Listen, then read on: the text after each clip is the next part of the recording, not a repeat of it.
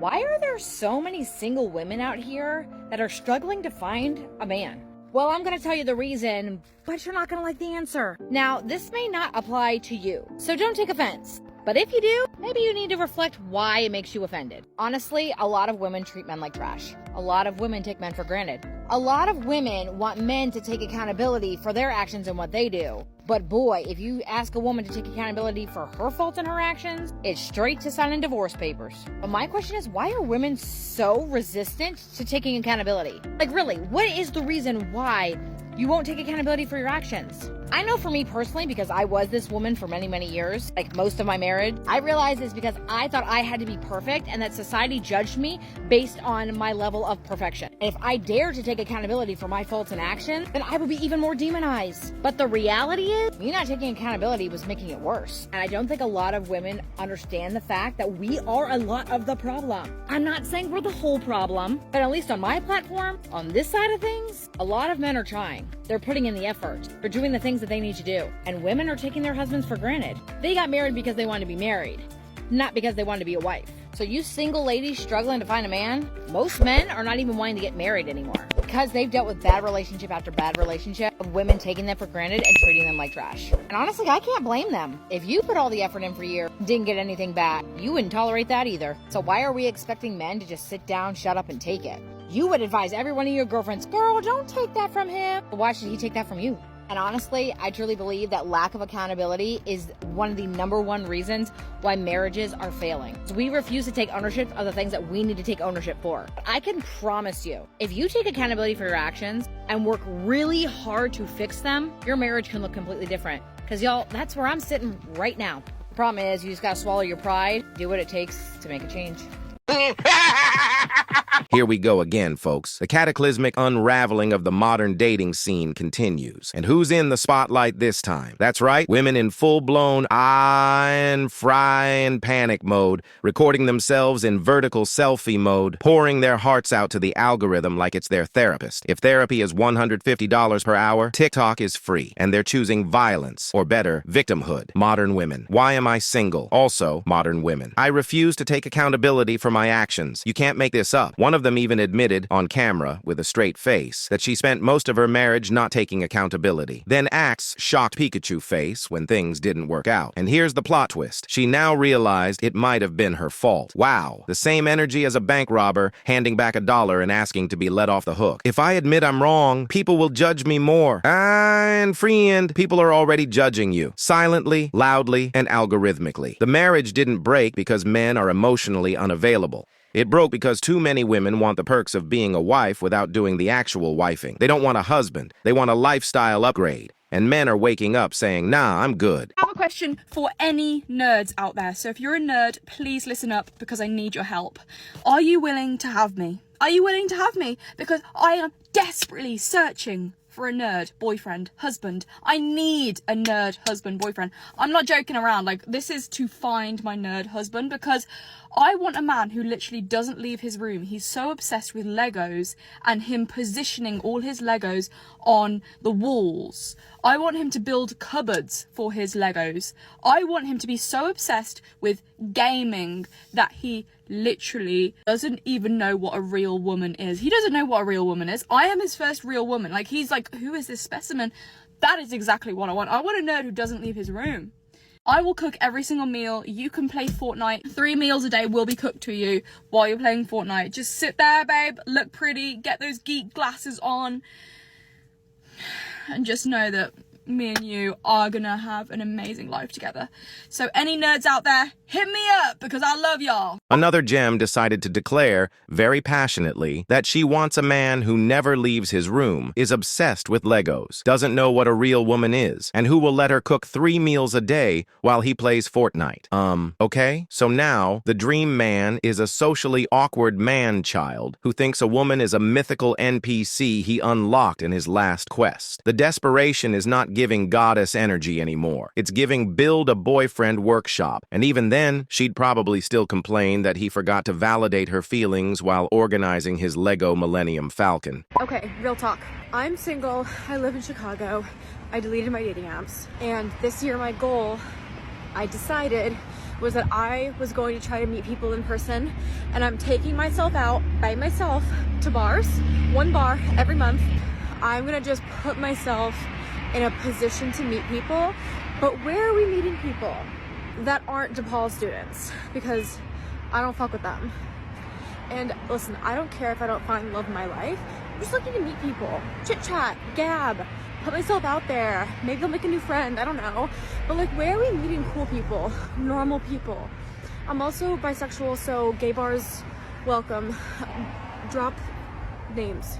Here we go. The girl who deleted her dating apps and decided to go out just to meet people. She's single, bisexual, and totally not desperate. I'm not looking for love. I'm just putting myself out there. I'm friend. That's like going to a buffet and pretending you're only there for the napkins. She even says, "Where are the cool people? Where are the normal people? Let me tell you where they are." Far away from the energy of someone pretending to be chill while secretly praying a tall, attractive, well-adjusted guy orders a whiskey sour next to her. Ever since being single, I've really realized how much people pity single people. Like, every time I say I'm single, everyone has to say, like, don't worry, you're gonna find your person, a man will come, like, don't worry.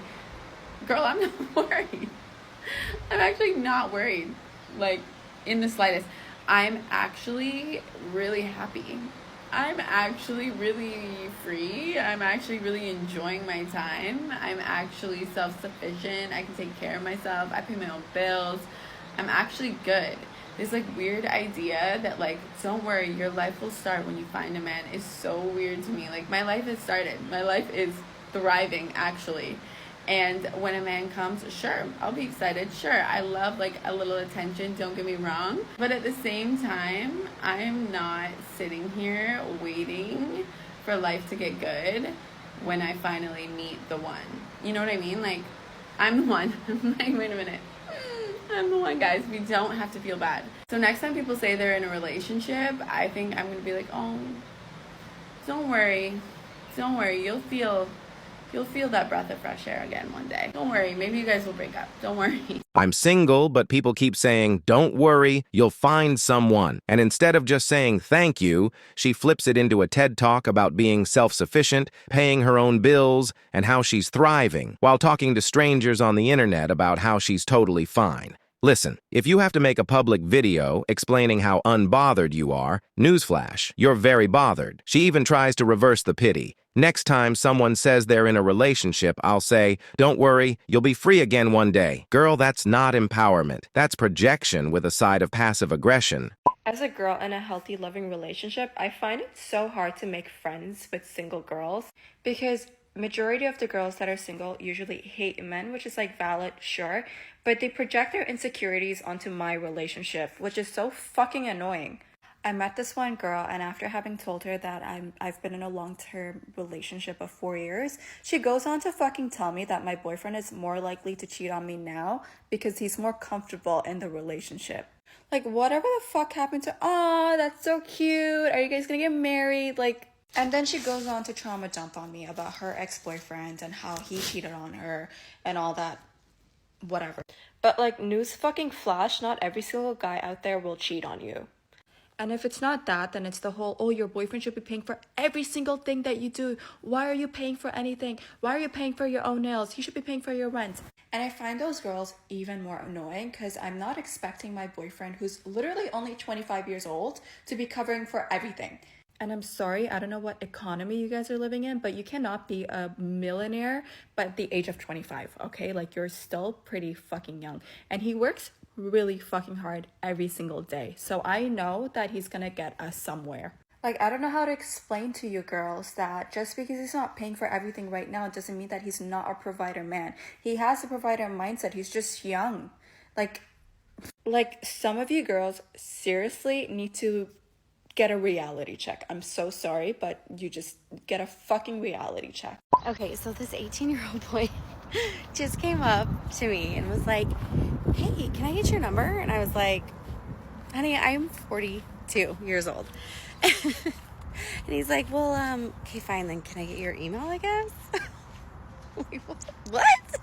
The girl in a relationship enters the chat And guess what? She's tired. Tired of single women projecting trauma onto her peaceful love life. She mentions how every time she tells a single girl she's been in a 4-year relationship, they hit her with, "He's probably cheating, and when he's not cheating, he should be paying for everything." Unfriend.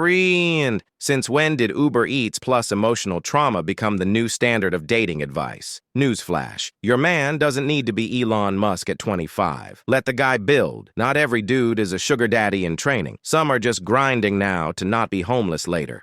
A 42-year-old got approached by an 18-year-old, and when she said, "I'm 42, the guy asked for her email. Cue the existential crisis. Here's the thing. If you're old enough to have an email address older than his high school diploma, maybe sit this one out. This is what happens when women delay dating serious men until the gray hairs start matching the gray area in their standards. Another woman claims she's very self-aware, yet somehow every relationship she's in collapses under the weight of ignored red flags. She sees the best in people. Girl, at some point, that's not optimism.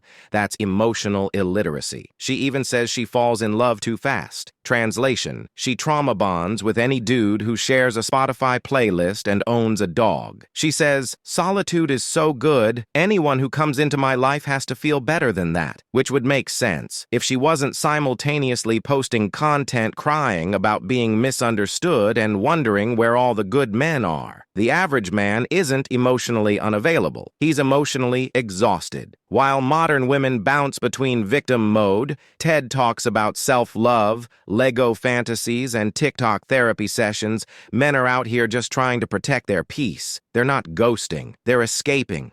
Escaping the drama, the entitlement, the contradictions, and the ever-moving goalposts of modern female expectations.